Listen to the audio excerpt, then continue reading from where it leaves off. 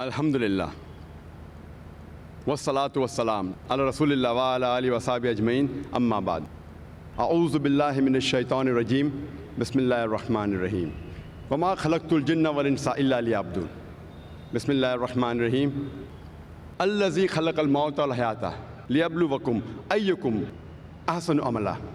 Rabbi shrah li sadri wa yassir li amri wahlul 'uqdatam min lisani yafqahu qawli. The honorable scholars, speakers, the respected guests, my respected elders, my dear brothers and sisters, and the millions of viewers who are watching this program live on Peace TV. I welcome all of you with the Islamic greetings. Assalamu alaikum wa rahmatullahi wa barakatuh. May peace, mercy, and blessings of Allah subhanahu wa ta'ala, of Almighty God, be on all of you. The topic of this last lecture, of the last session, of the last day of the 10-day International Islamic Conference, Peace, the Solution for Humanity, is what is the purpose of our life? How many of us have really ever thought in their life what is the purpose of our life? How many of us have ever thought what is the purpose of our existence? What are we doing here? Why are we here? Let us start analyzing right from here itself. I request all the people in the audience, all of you, if you have ever thought in your life, what is the purpose of your life, please raise your hand. I would like to know amongst the audience, how many of you have ever thought in your life, what is the purpose of your life? Fine, maybe I can see 10, 50, maybe 100 hands. An audience of more than 100,000. That is less than 0.1%. Some may have felt shy to raise their hand. So surely I can say less than 1% of the human beings have ever thought in their life, what is the purpose of our life? Is it required that should we know what is the purpose of our life? To help you, let me give you an example. Once a man, when he was traveling, and when he came at a crossroad, he asked the passerby, "Where does this road lead to?" The passerby asked him, "Where do you want to go?" The man replied, "Anywhere." The passerby answered, "Then take any road, it will make no difference." Imagine that traveler, he had no goal. Whatever actions he did, whatever deeds he did, it made no difference because he wanted to go anywhere. And many of us are leading our life in the same way. Let me give you one more example. Imagine there is a builder who starts constructing his building, and he lays the foundation and he digs a big hole for the foundation. And when you ask him, "How many stories is your building going to be?" he says, "I don't know." "How many square feet is the built-up area?" He says, "I haven't thought of it." The builder has got no goal at all. Once there was a man who told his neighbor, "Your dog always chases vehicles and cars. I wonder, will your dog ever catch up with any car?" The neighbor replied, "I don't wonder whether he'll catch up or not. I wonder if my dog catches up with the car, what will he do? The man who asked him, will the dog ever catch up with the car? He's short-sighted. The neighbor who was the owner of the dog, he was far-sighted. Even if he caught up with the car, what will he do? What is the purpose of his goal? And unfortunately, many of us, we are leading our lives same fashion, just like the dogs. You know, people do graduation, and you ask them, why are you doing graduation? And they don't know the reason. Just because they want to be a graduate. What will you do after you finish your graduation? I haven't thought of it yet.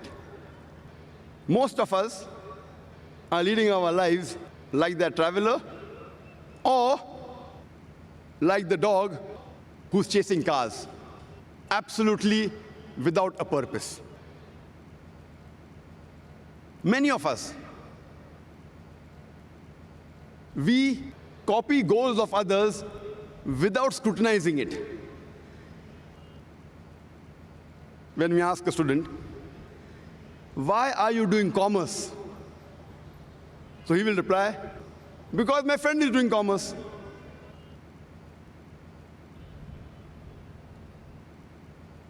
Many people, they emulate and they copy the actors, the models, without realizing what they're doing.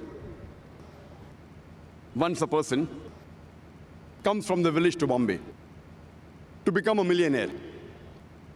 And when the question was asked to him, why have you come to Bombay? So he gives a reply that I have seen Amitabh Bachchan in the Hindi movie.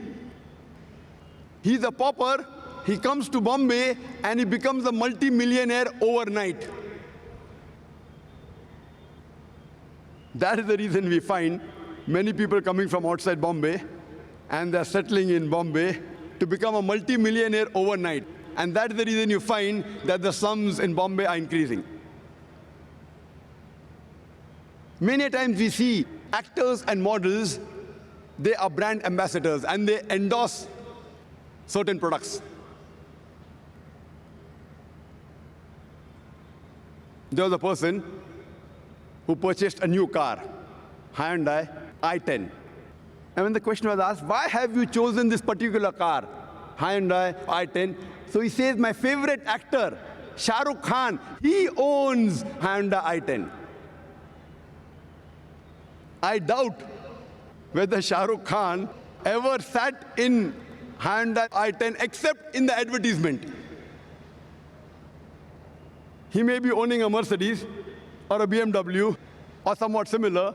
I doubt whether he owns an i10. You know, Shah Rukh Khan endorsed the watch Tag Heuer. He's a brand ambassador of the watch Tag Heuer. And we find many of his fans buying Tag Heuer. I wonder what has Tag Heuer got to do with the acting of Shah Rukh Khan? Has that watch, has that wristwatch ever helped him in acting? I doubt whether he wore Tag Heuer before he became a famous actor also. So these are the various ways the media promotes products. And unfortunately, we blindly follow goals of other people without realizing what we are doing. Imagine there's an industrialist who buys a textile factory. And when asked, why have you bought the textile factory? He tells us that I've come to know that there is good profit in textile business. Then you ask the next question. Do you have a feasibility report? He says, no. Have you hired someone to take care of your business? Have you hired a CEO, chief executive officer? He says, no. What is the percentage of profit you will make? He says, I don't know. Where will you buy the raw materials for? He says, I haven't thought of it. Where will you sell your textile? He says, I don't know. Do you think that businessman will make profit in the textile industry? Imagine there's a person who has a goal. He wants to become the best scientist of the world. What does he do? He does a survey of all the scientists from the first human being, Adam, peace be upon him, till today. And after doing a survey, he comes to know the best scientist of human history was Isaac Newton. And his survey was correct. After that, what does he do? To become like Isaac Newton, he starts growing long hair, curly hair like Isaac Newton. He wears shoes like Isaac Newton. He wears clothes like Isaac Newton. Do you think he will become a successful scientist? Such people have a goal, but the planning is wrong. They have a planning. They did a survey of the scientists, but the planning is wrong.